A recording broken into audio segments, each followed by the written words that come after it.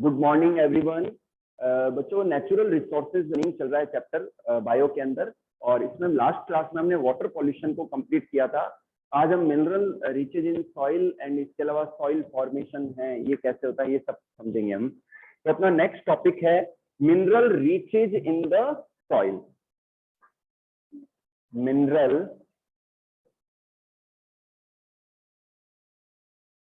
Riches in the soil.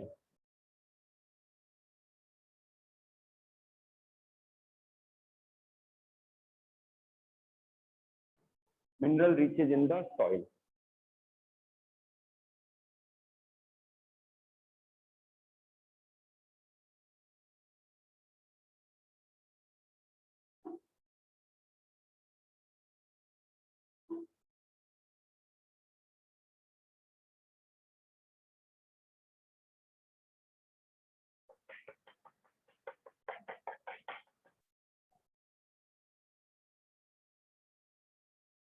Crust, mantle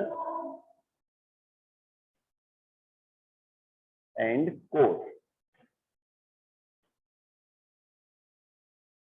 crust के अंदर huge rock,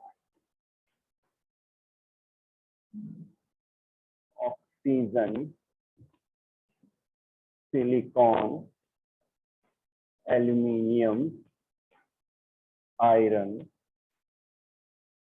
calcium, potassium, sodium and magnesium. Core के अंदर iron and nickel.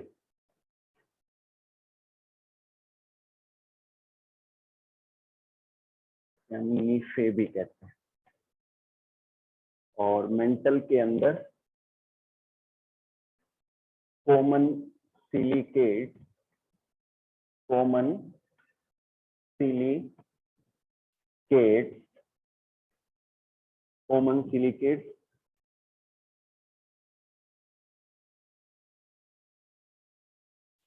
Magnesium oxide, magnesium oxide,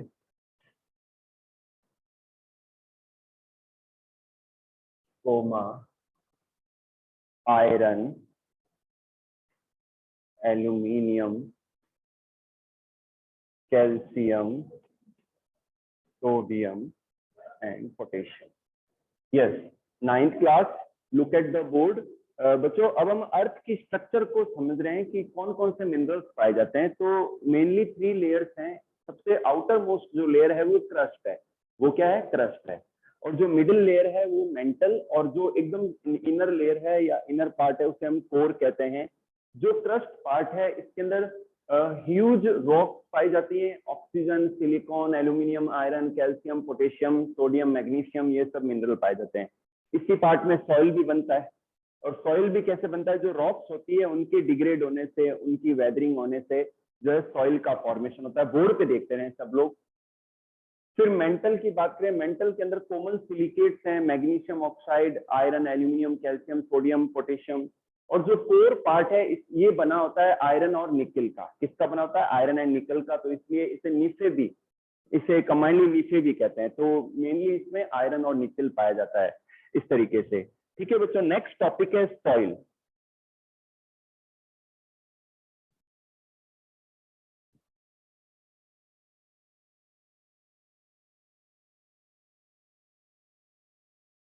next topic is soil.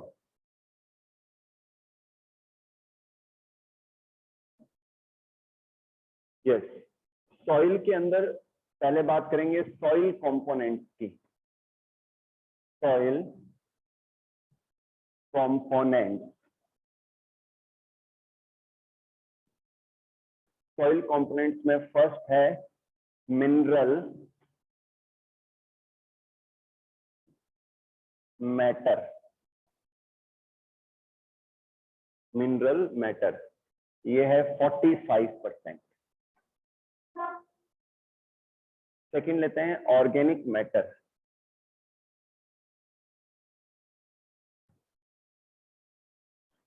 Organic matter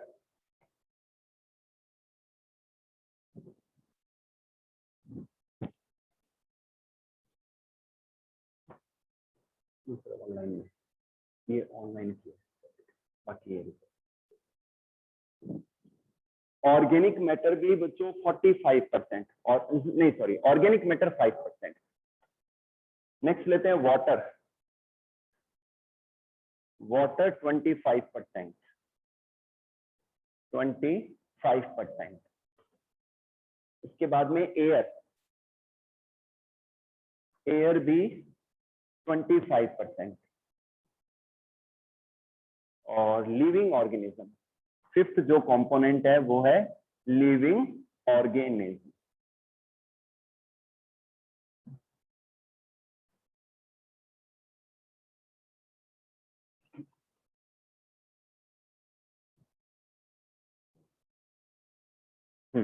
yes बच्चों ध्यान से देखिए, अब हम बात करेंगे सॉइल की। अगर मैं अर्थ की सरफेस की बात करूं तो सॉइल जो है बहुत ही इंपॉर्टेंट कंपोनेंट है। किसी एरिया के अंदर कितना वेजिटेशन होगा, खेती कैसी होगी, ये सॉइल पर डिपेंड करता है। सॉइल वहां की स्पीसीज को भी अफेक्ट करती है, क्योंकि अगर खेती अच्छी होगी, वेजिटेशन ज्यादा होगा, तो वहां पर पॉपुलेशन रहने लायक रहेगी, तो स्पीसीज भी वहां ज्यादा मिलेगी। तो सॉइल बहुत इंपॉर्टेंट फैक्टर है, ठीक है ना।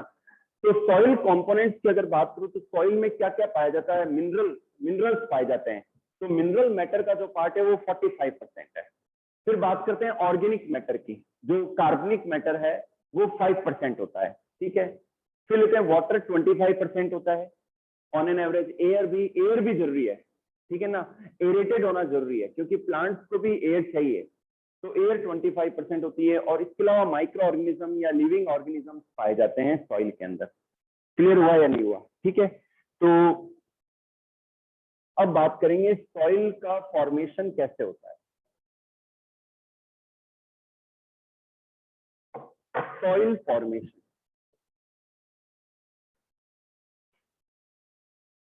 Soil formation,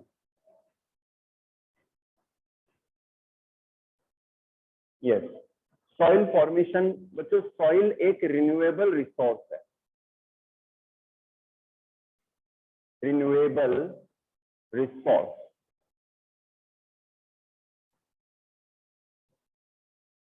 paedogenesis, paedogenesis. First इसमें लेते हैं वेदरिंग, वेदरिंग। सेकेंड लेते हैं decomposition,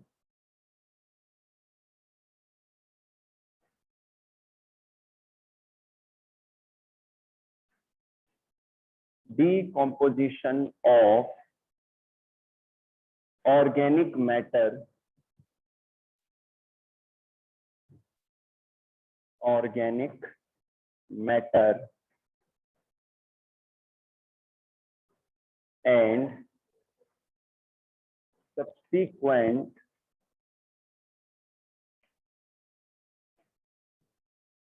humification, humification and mineralization।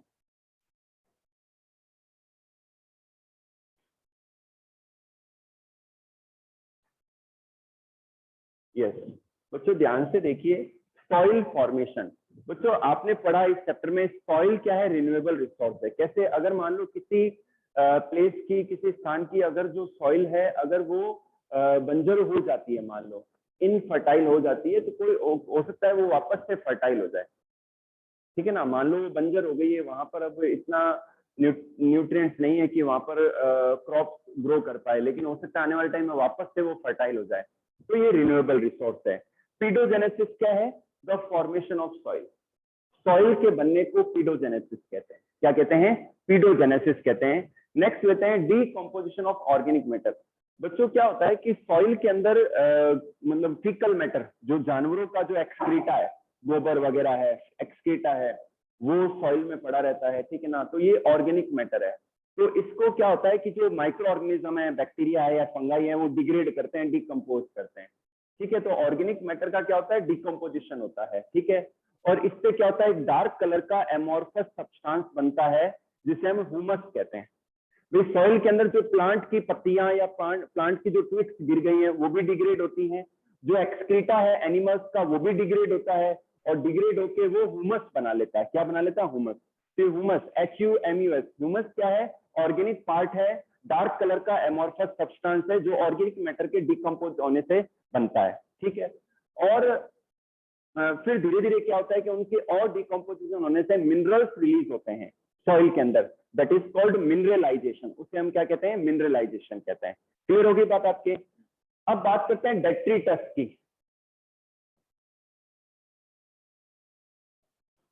बच्चों प्लांट एंड एनिमल्स का जो डेड पार्ट है, ठीक है ना, जो डेड पार्ट है जो सॉइल में पड़ा है, उसे हम डेट्रिटस कहते हैं। क्या कहते हैं, डेट्रिटस कहते हैं।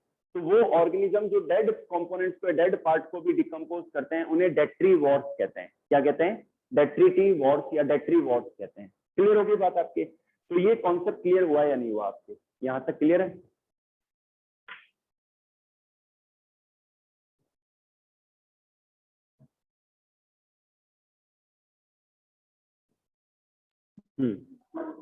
हाँ बच्चों दोबारा सुन लीजिए, सॉइल फॉर्मेशन को हम समझ रहे हैं ना। दोबारा से रिपीट कर रहा हूँ, सॉइल फॉर्मेशन कैसे होता है। पहली बात तो ये कि सॉइल एक रिन्यूएबल रिसोर्स है, वो वापस से रिप्लेनिश होता है, वापस से फर्टाइल बन सकता है। पेडोजेनेसिस क्या है, the formation of soil, soil का बनना। सॉइल कैसे बनती है कि जो चट्टाने हैं, जो रॉक्स हैं, वो जब डिग्रेड होती हैं और तो वो सॉइल में कन्वर्ट होती हैं, ठीक है। अब ये होती कैसे है, तो इसमें दो प्रोसेस हैं। सॉरी मैं ये स्किप कर गया था गलती से। वेदरिंग, वेदरिंग क्या है कि जब बारिश होती है, तेज हवाएं चलती है, विंड होती है ना, तो उस कंडीशन में क्या है, रॉक जो होती है वो डिग्रेड होती है, डिप्लीट होती है, और उससे सॉइल फॉर्मेशन होता है। तो इस प्रोसेस को हम क्या कहते हैं, वेदरिंग कहते हैं। क्या कहते हैं, वेदरिंग कहते हैं। सेकंड लेते हैं, ये तो पार्ट हो गया सॉइल के पार्टिकल्स बनने का। डीकम्पोजिशन ऑफ ऑर्गेनिक मैटर क्या है कि जो ऑर्गेनिक जो एक्सक्रीटा है एनिमल्स का, ठीक है, इसके अलावा जो प्लांट्स के जो लीव्स हैं या ट्विक्स हैं या टहनियां हैं, वो भी सॉइल के अंदर गिरी हुई हैं। तो जो सॉइल के जो माइक्रो ऑर्गेनिजम्स हैं या फंगाई है, बैक्टीरिया है, वो उनको डिग्रेड करते हैं, डिकम्पोज करते हैं, एंजाइम्स रिलीज करते हैं, रिलीज करके। तो इससे क्या बनता है, ऑर्गेनिक मैटर बनता है, और इससे एक डार्क कलर का एमोर्फस सब्सटेंस बनता है जो कि कार्बनिक होता है, कार्बन वाला होता है। उसे हम इस प्रोसेस को ह्यूमिफिकेशन कहते हैं, और उस डार्क कलर के सब्सटेंस को ह्यूमस कहते हैं। और उसके और डिग्रेड होने पर सॉइल के अंदर मिनरल्स रिलीज होते हैं। तो इस तरीके से कंप्लीट सॉइल का कंपोजिशन रेडी हो जाता है, जिसमें सॉइल के पार्टिकल्स भी होते हैं, ऑर्गेनिक पार्ट भी होता है ह्यूमस के फॉर्म में, मिनरल्स भी होते हैं, एयर भी होती है, और मॉइस्चर भी होता है। तो अब वो फर्टाइल सॉइल कहलाती है। जो बंजर सॉइल होती है, बेरन जो सॉइल होती है, उसके अंदर क्या है, ऑर्गेनिक पार्ट नहीं होता, मिनरल्स नहीं होते, तो वो उपजाऊ नहीं रहती। क्योंकि प्लांट्स को तो ग्रो करने के लिए मिनरल्स चाहिए, ऑर्गेनिक पार्ट चाहिए, तभी वो ग्रो कर पाएंगे, ठीक है। वेदरिंग का मतलब यहाँ पर यह है कि जो चट्टाने हैं, जो रॉक्स है, जब उनमें बारिश होती है, उनके ऊपर जब तेज हवाएं चलती हैं और सनलाइट बहुत इंटेंस होती है, तब क्या है कि वो टूटती है, ब्रेक होती है, और उससे सॉइल का फॉर्मेशन होता है। तो इस स्टेप को हम क्या कहते हैं, वेदरिंग कहते हैं। क्या कहते हैं, वेदरिंग कहते हैं। ओके चलिए नेक्स्ट लेते हैं, सॉइल पॉल्यूशन। सॉइल पॉल्यूशन भी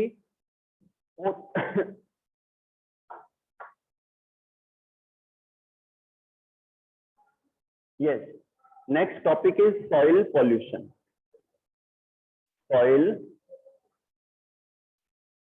pollution.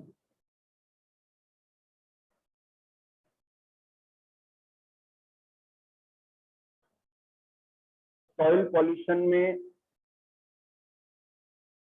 कॉजेज, कॉजेज में फर्स्ट है strong wind, strong wind. Second heavy rains, heavy.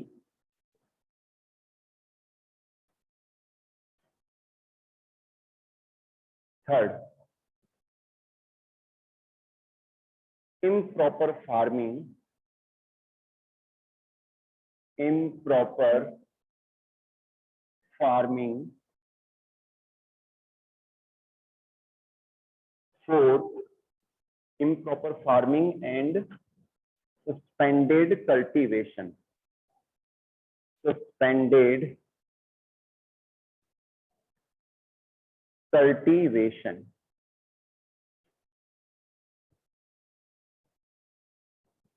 और fourth,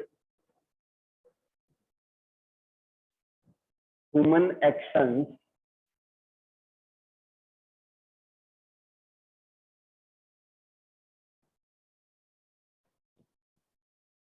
fifth, dust storm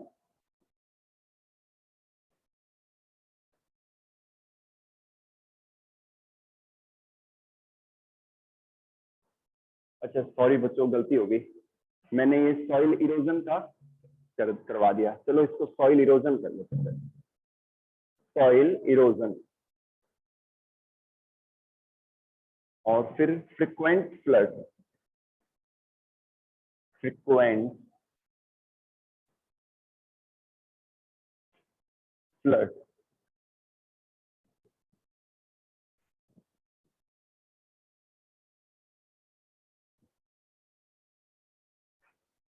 effects of soil erosion, effects of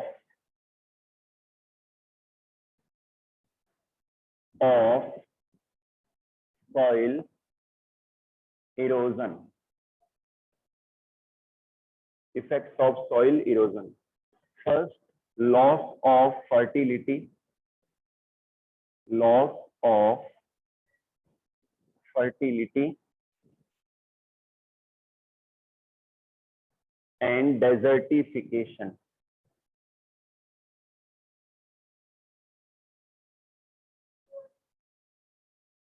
Desertification.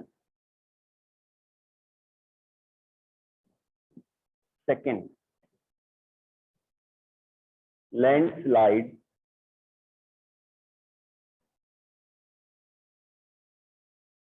in hilly areas,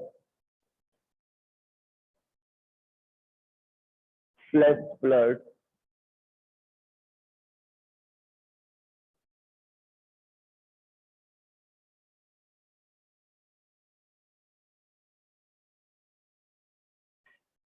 yes 9th class ध्यान से देखिए आप लोग, soil erosion पहले कर लेते हैं बच्चों। अर्थ के ऊपर जो सरफेस है, तो सरफेस की जो टॉप लेयर है वो ही फर्टाइल होती है, क्योंकि जो ह्यूमस है या मिनरल्स हैं वो उसी लेयर में पाए जाते हैं।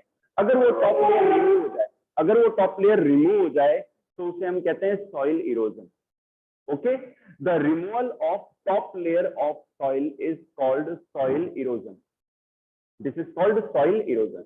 अंडरस्टूड? कॉजेस, क्या क्या कारण है कि टॉप लेयर क्यों रिमूव हो जाती है?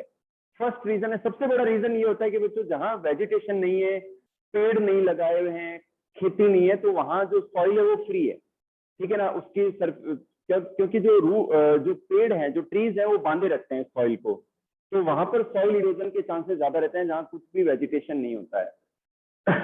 तो सबसे पहला कारण है स्ट्रॉन्ग विंड। जब तेज हवाएं चलती हैं तो वो टॉप लेयर को साथ में उड़ा के ले जाती है। सेकंड रीजन है हेवी रेन। जब तेज बारिश होती है, कई कई दिनों तक होती है, तो फिर बारिश के पानी के साथ में जो टॉप लेयर है वो बह के चली जाती है। नेक्स्ट लेते हैं इम्प्रॉपर फार्मिंग। अगर सही से फार्मिंग नहीं करते हैं और सस्पेंडेड कल्टीवेशन, मतलब खेती जो है वो कई कई महीनों तक सस्पेंड की हुई है, कर ही नहीं रहे, तो क्या होता है कि फिर उस एरिया की जो सॉइल है वो धीरे धीरे इनफर्टाइल हो जाती है, क्योंकि टॉप लेयर रिमूव होना शुरू हो जाती है। ठीक है, नेक्स्ट लेते हैं ह्यूमन एक्शंस। ह्यूमन एक्शंस के कारण से भी क्या होता है कि सॉइल इरोजन होता है। डस्ट स्टॉर्म्स, जो आंधियां चलती हैं, आंधियों के कारण से भी क्या होता है, टॉप लेयर का रिमूवल हो जाता है। नेक्स्ट लेते हैं फ्रिक्वेंट फ्लड्स, बार बार बाढ़ आना। जैसे कई सिटीज में, कई स्टेट ऐसे हैं जहां पर बार बार बाढ़ आने का खतरा रहता है, ठीक है ना। तो वहां पर फिर क्या होता है, बाढ़ के पानी के साथ में जो टॉप लेयर है सॉइल की वो रिमूव हो जाती है। तो लर्निंग बहुत आसान है, डेफिनेशन याद करें सॉइल इरोजन का और उसके पॉइंट्स याद करें क्या क्या कॉजेज है। फिर बात करते हैं इफेक्ट्स की। इफेक्ट्स में और भी है, मैं यहाँ से रफ कर देता हूँ एक बार कॉजेस को।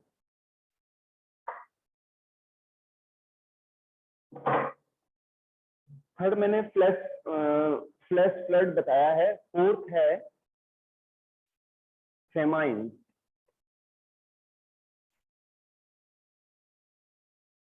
And fifth is tilting of water reservoir.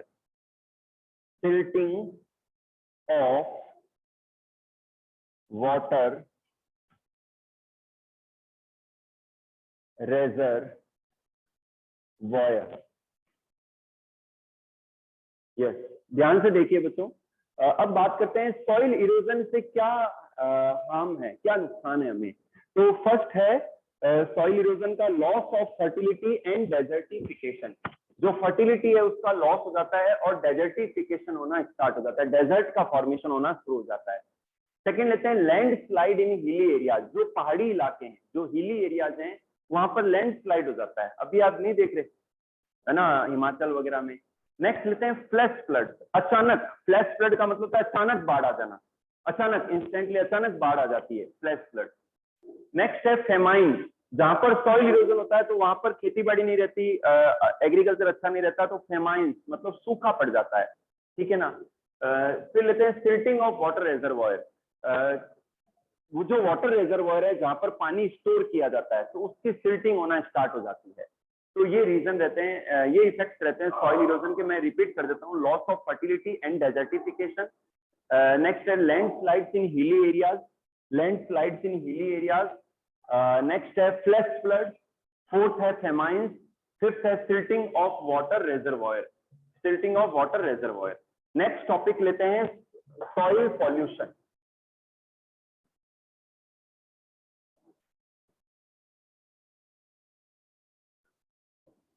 The next topic is soil pollution.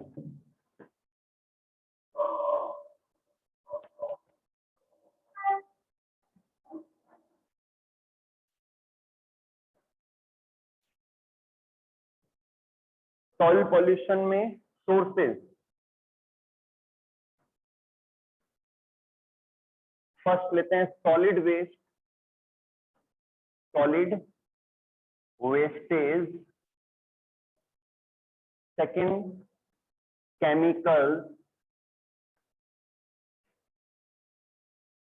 Third excess of fertiliser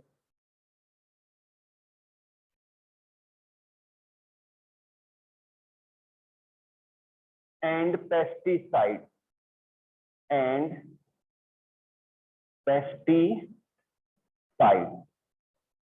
yes बच्चों ध्यान से देखिए, सॉइल पॉल्यूशन क्या है। आपने कॉम्पोजिशन समझा। सॉइल के अंदर किसी भी प्रकार का फिजिकल, बायोलॉजिकल या केमिकल चेंज आना, that is called soil pollution. इसे हम क्या कहते हैं, सॉइल पॉल्यूशन कहते हैं। मान लो इंडस्ट्री है कहीं पर, और इंडस्ट्री का जो वेस्ट है और जो केमिकल्स है वो सारे आसपास की लैंड पर गिराए जाते हैं। तो आप कभी भी देखना इंडस्ट्रियल एरिया के आसपास की जो लैंड है उसकी सॉइल थोड़ी डिफरेंट नजर आएगी आपको, उसका कलर भी आपको चेंज नजर आ सकता है, क्योंकि जितने भी केमिकल्स या वेस्ट वाटर है या वेस्ट है वो सारा आसपास लैंड पर गिरा दिया जाता है। तो इससे क्या होता है, सॉइल पॉल्यूट होती है। तो सॉइल पॉल्यूशन क्या है, एनी फिजिकल, केमिकल और biological change in soil is called soil pollution. ठीक है, फिजिकल चेंज का मतलब है कि वहां पर कोई टेम्परेचर का चेंजेस आ रहा है उसमें, ठीक है, तो ये फिजिकल चेंज है। केमिकल चेंज की बात करूं तो उसमें कुछ केमिकल्स आ गए हैं, हार्मफुल केमिकल या टॉक्सिक सब्सटेंसेस आ गए हैं। बायोलॉजिकल वहां के माइक्रो ऑर्गेनिज्म में चेंजेस आ गए हैं, तो ये सब सॉइल पॉल्यूशन कहलाते हैं, ठीक है ना। सोर्सेज, सॉइल पॉल्यूशन के क्या क्या सोर्सेज हैं। फर्स्ट है सॉलिड वेस्ट। सॉलिड जो वेस्ट होता है वो सॉइल पॉल्यूशन का फर्स्ट सोर्स है। सेकेंड लेते हैं केमिकल्स, हार्मफुल केमिकल्स हैं वो सॉइल को पॉल्यूट करते हैं। Third excess of fertilisers and pesticide. Fertiliser, अगर मान लो मैं एक फार्मर हूं और अपनी एग्रीकल्चर के दौरान जो है मैं फर्टिलाइजर्स यूज करता हूं और ज्यादा यूज करता हूं, जिसकी पंजाब में होता है, और जो इंसेक्ट्स हैं या जो पेस्ट है उनको किल करने के लिए पेस्टिसाइड जो है स्प्रिंकल करता हूं। तो अगर ज्यादा करता हूं तो धीरे धीरे इसका इफेक्ट जो है दिखेगा वहां पर। तो एक्सेस फर्टिलाइजर्स और पेस्टिसाइड्स के यूज करने पर सॉइल का पॉल्यूशन होता है। ओके,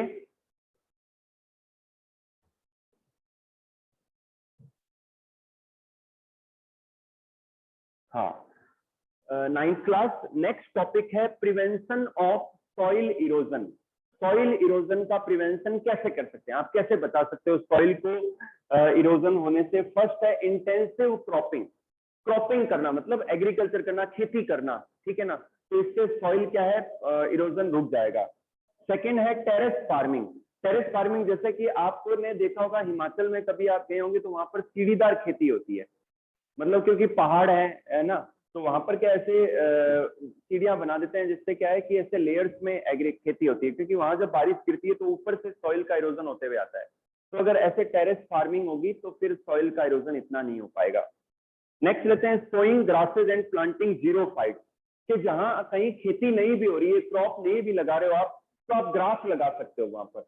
और जो जीरो फाइट प्लांट है, जो डेजर्ट के प्लांट है, वो लगा सकते हो, तो उनको पानी की नीड भी कम रहती है, तो इससे क्या होगा, सॉइल का इरोजन रुकना स्टार्ट हो जाएगा। नेक्स्ट लेते हैं proper drainage canals around the fields. जो फील्ड है, जो फार्म है, उनके चारों ओर जो प्रॉपर ड्रेनेज कैनाल होना चाहिए, पानी को निकालने के लिए प्रॉपर कैनाल सिस्टम बनाया होना चाहिए, जिससे फार्म की सॉइल इरोड ना हो। फिफ्थ लेते हैं making strong embankments along the river bank. जो नदियों के जो किनारे हैं, आपको पता है जब रिवर्स फ्लो करती हैं तो बहुत दूरी तक फ्लो बहती हैं, तो उनके जो किनारे हैं वहां से सॉइल इरोड हो सकती है, तो वहां पर स्ट्रॉन्ग एम्बैकमेंट बनाने जरूरी है दोनों तरफ, जिससे सॉइल का इरोजन ना।